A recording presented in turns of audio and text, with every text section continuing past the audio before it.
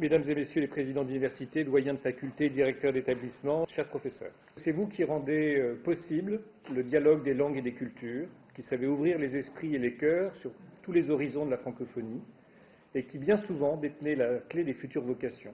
En présence du groupe des ambassadeurs francophones et d'officiels du secteur éducatif chinois, une cohorte de professeurs de français s'est réunie pour la Journée internationale des professeurs de français. Une fête qui vise à promouvoir l'enseignement et l'apprentissage du français, ainsi que la valorisation des enseignants de français dans le monde et leur engagement en faveur de la langue. Être professeur de français en Chine, c'est d'abord un métier. Donc on accompagne les jeunes Chinois curieux d'apprendre tout sur la langue française et les cultures francophones.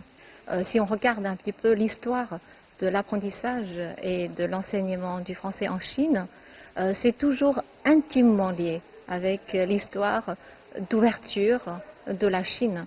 Et donc en tant que professeur de français, on participe à la modernisation de la Chine. Dans le contexte de la pandémie, le thème retenu de cette année est nouveaux liens et nouvelles pratiques, projets pour demain. Donc moi je trouve que c'est très bien de maintenant mêler enseignement, je dirais en présentiel, traditionnel, avec ces nouvelles méthodes. Donc ça passe maintenant par les méthodes d'apprentissage en ligne, ça passe par les conférences Zoom, voilà, tout ça.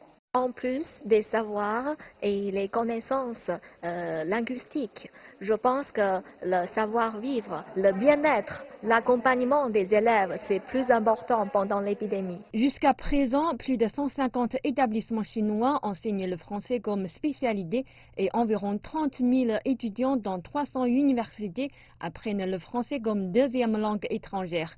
Plus de 130 000 Chinois sont en train d'apprendre la langue de Molière et ce chiffre grandit chaque année. Le ministère chinois de l'Éducation veut accompagner la France dans sa promotion de l'enseignement du français en Chine.